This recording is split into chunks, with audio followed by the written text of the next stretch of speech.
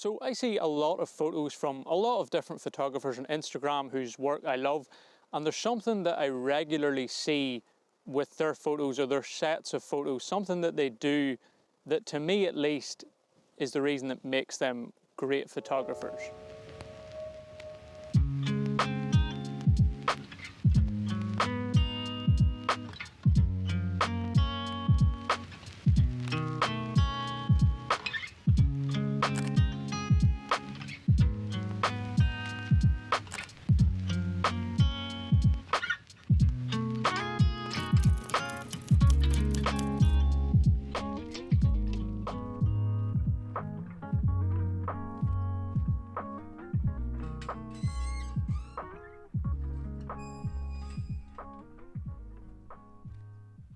Just out for a little stroll slash hike.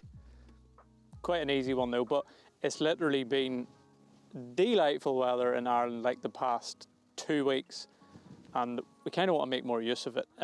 We're sort of planning, I think, on getting possibly a couple of bikes, possibly some paddle boards. I know the weather's good and it'll probably be raining in like a week's time. Like 2 weeks of summer, so Yeah. better get But we want to make the use of it, so I think that's the plan. Hopefully get a few trips in, and you might see us cycling around doing some paddleboarding in the videos. Hopefully I can maybe get some photos when we're there as well. I'm definitely going to fall in. But anyway, the point I want to make was, as I said at the start, I do notice something regularly with the photographers that I see and follow, and it's probably not what you think. It's something quite simple, but it's also difficult at the same time. It's their ability to capture photos of things or scenes that don't really stand out as being something that you would take a good photo of. There's quite a few people that I have in mind that I see their photos and think about this exact thing. There's too many of them for me to remember, so I'll just lay some of their photos over the top of what I'm talking about. But it's the ability to capture a photo, let's say it's of light hitting a landscape, but not the full landscape, like maybe just a bit of grass or a fence or something, or maybe the light hitting a building, or maybe also I would include like portraits, but not like the epic portrait you might see of someone walking, looking at a crazy landscape. It's more those lifestyle moments where you wouldn't necessarily think that there's a photo there, but they capture these photos, and when you see them, it just has a good vibe to it. I don't really like that word, but that's what I get from it. It's a photo that you normally might not think about taking, but they do it, and they make very good photos out of those scenarios, if that makes sense. And even though these shots may seem and look quite simple, to me at least they're actually quite difficult. I feel like there was probably more chance of me taking these type of photos when I started photography, because when you start out with photography, you don't really know what you're looking for. You're just kind of taking photos of everything and anything, which means sometimes you might take one that's something similar to these ones that I'm talking about. The more experienced you become as a photographer, the more selective you get with your photos, and you almost ignore everything that you don't think will make a great photo. And these photos are definitely those things that you walk past and you're not really looking for, but if you were to keep an eye out for them and get them, they just add to a selection of photos and create like a sort of an atmosphere to it.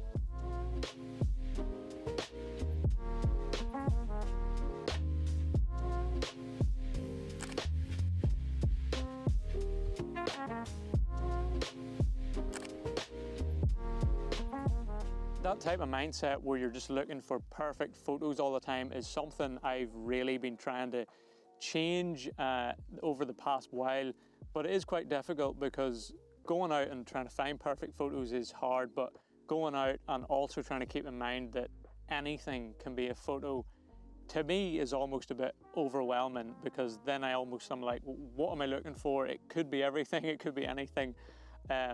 But I do want to try and change it. I've definitely been getting better at it because I want to make sets of photos better. Everything in a set of photos doesn't have to be like a hero shot. You can add those little shots in, like little texture shots and detail shots that bring a set of photos together nicely, and definitely been working on that the past while, but it is tough.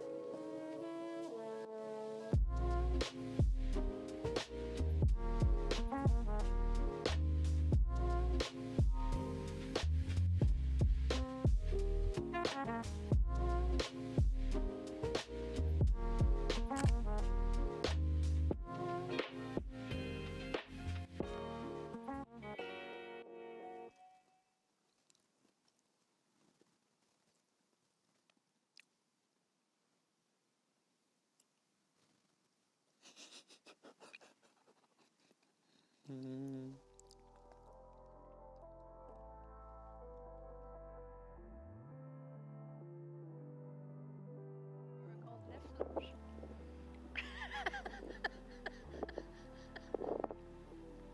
Snifflers.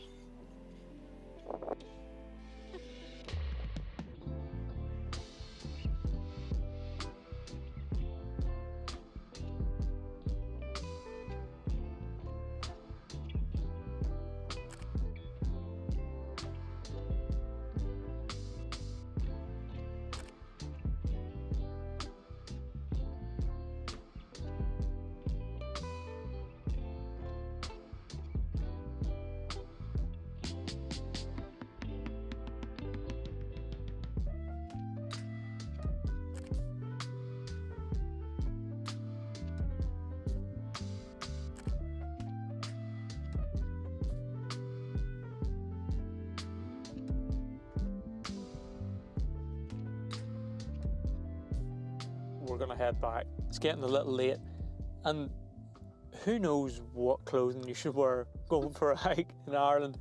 I was actually almost debating wearing shorts earlier and t-shirt, and on the way back I was also thinking I probably should have brought a coat with me.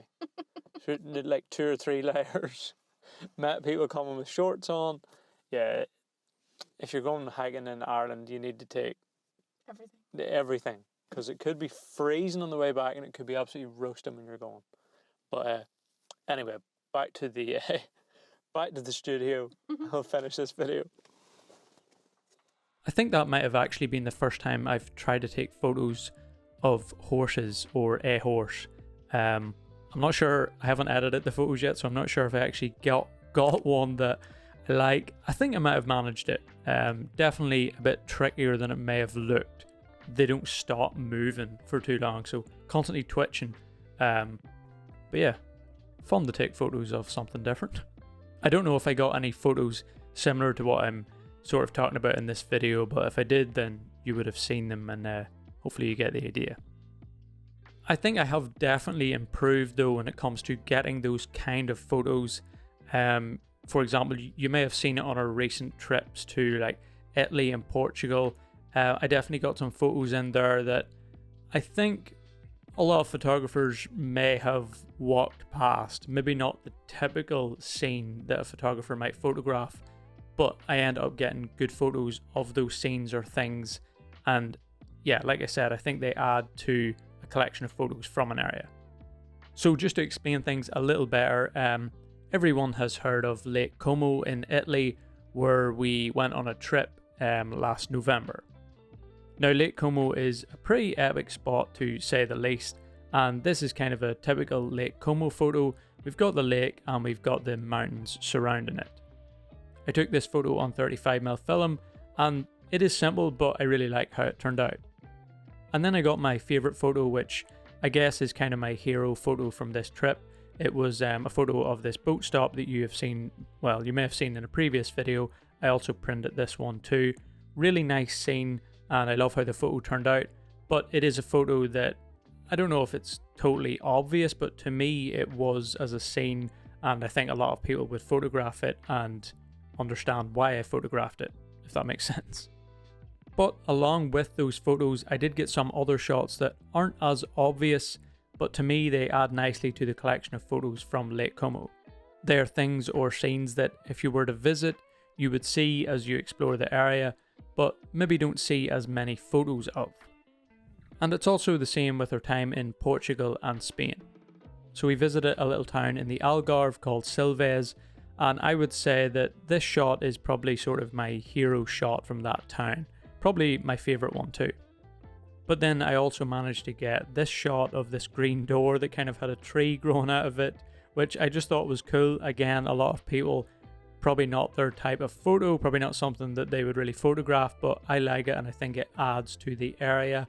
And then I also got this one of the electric pole with the bird on top of it, and these birds were everywhere in the town of Silves, so I think it just works very nicely with the collection. And if you visited the area, you would have seen those birds and you can kind of relate to that photo. This one's maybe not as obvious, but another example from our trip to London. We stayed in the Old Manor. I would say, I'm not sure if I would describe these as hero shots, but let's say, for example, these would be sort of the hero shots from that hotel. And then extra shots, which maybe aren't as obvious, but definitely add to the feeling of the hotel, I think, is this shot through the window. And then the shots of the trees and maybe the driveway outside sort of add to a collection from the hotel. And yeah, I really like these shots, but they're not as obvious, but I do think they really add to a collection again. So I got a number of more obvious, like hero style shots as people call them, from each area, or at least I tried to. And then on top of that, I'm trying to get those little extra shots, those detail shots, or those little scenes or subjects that if you visited an area you would remember and you would have seen, but they might not be as obvious to take a photo of. So I'm trying to sort of balance both when I visit new places now. It is tricky, but I'm definitely getting better. And I think it's a great thing for photographers to do when they're visiting a new place, or maybe staying in a hotel or something like that. Try and get a few really good, like, hero style shots, if you know what I mean by that. But then also add to it with those other shots, because I think if you're making like a book or a set of photos from a place, you need those shots to add some feeling to it, some atmosphere, and yeah, just those little details that I think sort of tie everything together. So yeah, just kind of a quick one today. It was a topic I wanted to talk about. Like I said, it's something I notice regularly with photographers that I follow, and I think it's important to sort of keep that in your mind and work on those type of things, because they really do make you a better photographer. I think the best way to remember to take those type of photos is to think about taking photos of a place as a set, as a collection of photos, rather than just going around hunting for one specific photo at a time. Or another way is to sort of imagine you're creating a book, a photo book from that area, because very rarely will you ever see a photo book that's just a full collection of hero images. There's normally those other more detailed, less, I wouldn't say less important, but less obvious photos that really do tie things together. But yeah, that's pretty much all I wanted to mention on that topic. Just before I finish, I did delay the editing subscribers photos video. I wanted to get some more photos in so I have a bigger collection of photos to choose from for the edit. So if you would like to be possibly featured in that video, then you can still send in your photos. I think it's probably better to just upload them to a cloud of some sort, Google or your iCloud or whatever you use, and then just email the link to them, to your photos, to macandteens@yahoo.com, and I can take a look at them and you may be featured in the video where I will be editing those photos. Also, if you want to grab yourself our presets, head on over to the website, and the link is in the description below. Check out the website, let me know what you think, and if you want to grab the presets, that would be much appreciated, and happy editing if you do. Anyway, I'll stop blabbering for this one, and I will try and get out and be taking more photos in future videos. It's been a bit of a struggle the past while. I'm not sure why, just one of those times where it's just a little harder than usual. If you do photography, I'm sure you understand. But yeah, hopefully this one was helpful in some way. If it was, maybe give the video a thumbs up. Consider subscribing below, and I will see you in next week's video. As we always say, take it easy, don't be a stranger.